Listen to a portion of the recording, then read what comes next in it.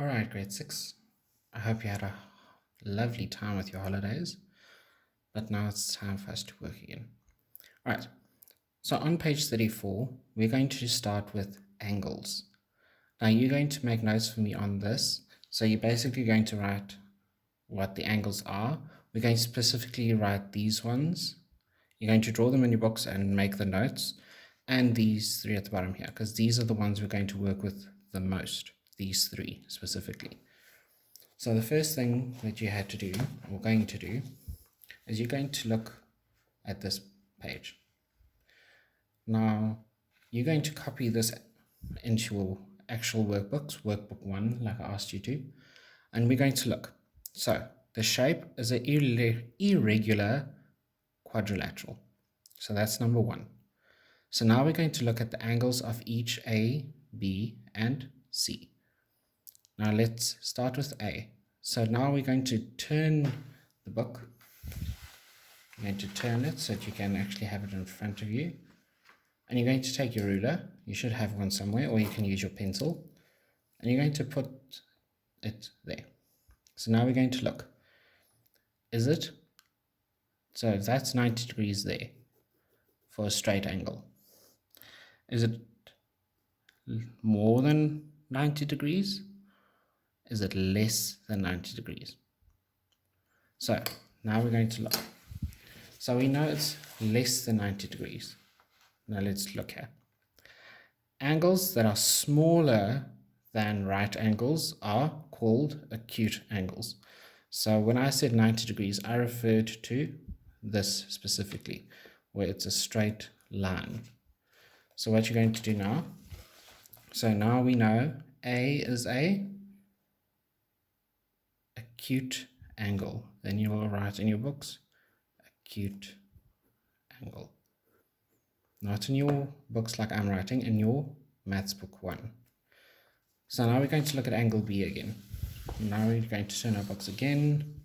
You're going to take your ruler and we're going to put it there. Now, if you look at it again, is it going to be a right angle? Is it? So this one is now 90 degrees, okay? So is it more than 90 degrees or less? It is less. So for angle B, you're going to write again, acute angle. Now angle C is going to be different. So let's look. What makes angle C different? So we're going to put our rulers. There's angle C. So now, turn your book again, and let's look. Can we make a 90-degree angle out of this? So let's see. If that's your 90-degree angle, a right angle, now let's see. Is angle C, if you look at it this way, is it less than 90 or is it more? So we're going to refer to this now. So it's less or more? Let's look. Angles that are smaller than right angles are called acute angles. So right angles refers to this. Angles that are bigger than right angles but smaller than a straight angle are called obtuse angles. So it's bigger than that. So let's look at C again. If you hold your book like this, we'll look at C. If that is 90, and you can refer to either this one. So there's a 90-degree angle there. So it's definitely past this one, and it's past that one. Therefore, angle C is a obtuse. And you're going to fill in the rest looking at what they are. Okay. Now for this page 36, exercise 7, you're also going to copy this into your books. Now we're going to look. This is a triangle. Number of sides, 1, 2, 3. Number of angles. Angles now refers to where the joins are. There's one angle, there's two, and there's three. And they are acute. Why? Because they are less than a 90-degree angle. Now let's look example 2. You should know this by now. It is a square. How many sides does it have? 1, 2, 3, 4. Number of angles, also going to be 4 because there's 4 joins. Now, all of them are 90 degrees. Therefore, all of them are right angles. Now, you need to make sure that you understand this section because, right, some of you might struggle to find some of these names. Just go look back. Sometimes it's at the back pages, or look in your Simply Maths. They also have them in there. Another thing you need to do for me, now we're going to look at page 38. So you're going to start with data handling. Now page 38. Now it says, look at this graph. It is a double bar graph. So it's double the bars for one thing because it is comparing two things. In this graph, the water usage of each person is being compared between 2 months. So we have Pumi, March and April, Vish, March and April, and Mary, March and April. Now they're going to ask you questions about what you can see here. So how many liters are they between each measuring line? So now you're going to look. How many between 9,000 and 10,000? So if you count 9,000, 10,000, 11,000, so how many between each line of measurement? It's going to be 1,000. What are we working with? That thing, liters. Now look at number 2. List the liters of water used by the children in descending orders for the month of April. Now they're asking you just to work with April. Okay? So now you're going to take your ruler again. Let's look at Pumi's. Her water usage for April is in the middle of 15 and 16. So therefore, Pumi used 15,500 liters. Let's look at Vish. Vish is on the dot on 15,000. So she used 15,000 liters. And Mary's line falls in between 12 and 13. Therefore, Mary used 12,500 liters. So they're asking you list the liters of water used by the children in descending order. That means from biggest to smallest. Now, if you look carefully, they've already done it for you. So that is that for that one.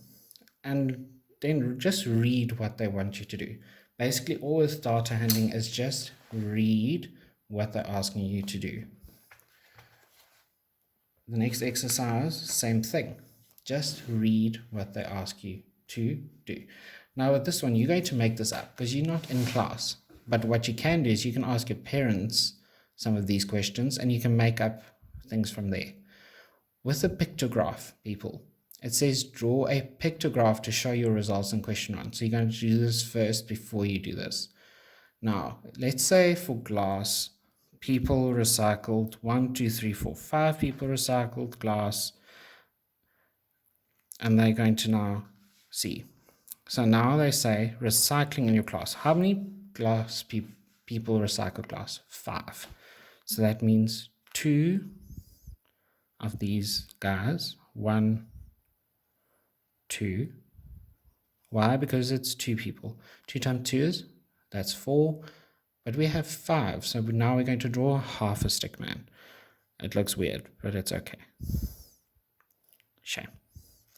So therefore, 2 full stick men is 4 people because 2 times 2 is 4. And a half a stick man is 1. So 4 plus 1 is 5. And now they're going to ask you some questions. Write the types of waste recycled by your class in descending order.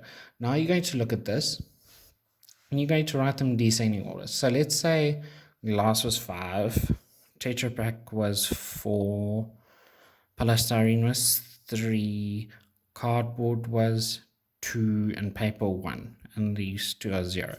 So what we're going to write first, glass, then Tetra Paks, polystyrene, cardboard, and paper. That's all they're asking you to do. But remember, yours is going to be different because you're going to make this up yourself. Then I ask, which material is the material most often recycled in your class? Now, with modes and medians, you're going to look on page 40, where it explains modes and medians. The median is the number in the middle when numbers are in order. So that is literally, if we write numbers 1, 2, 3, 4, and 5, to find the mode, we're going to say 1. So what is our mode? 3.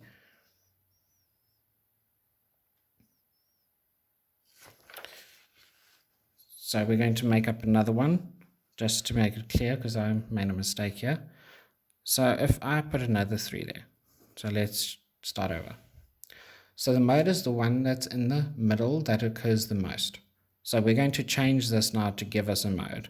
I'm going to make paper 3. Now remember, this is only examples, and we're going to make tins 3 as well. So now let's rewrite everything.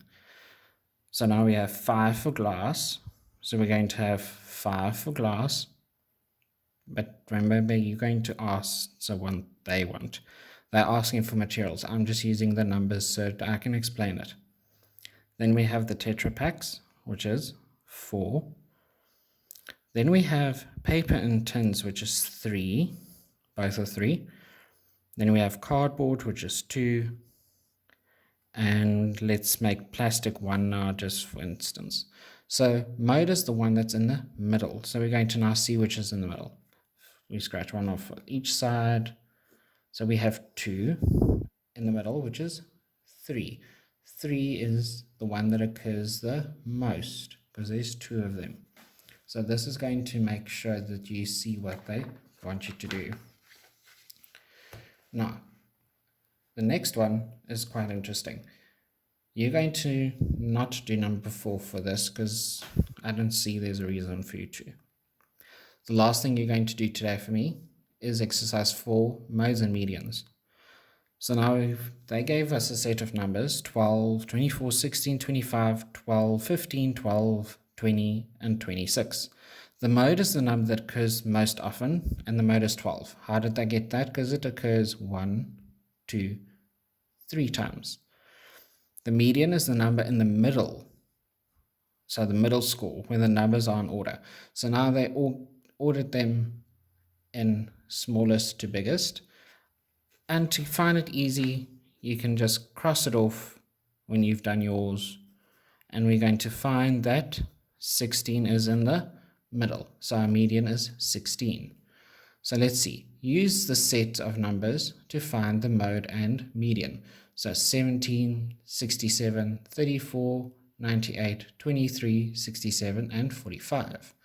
So mode is the number that occurs most often. So let's see.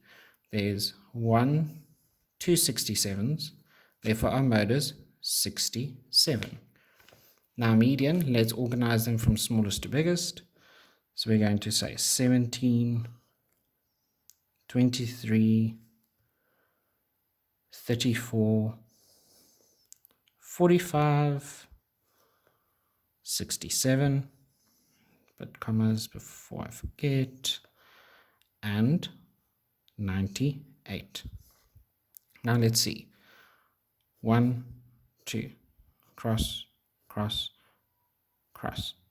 Okay, so our median is going to be 45.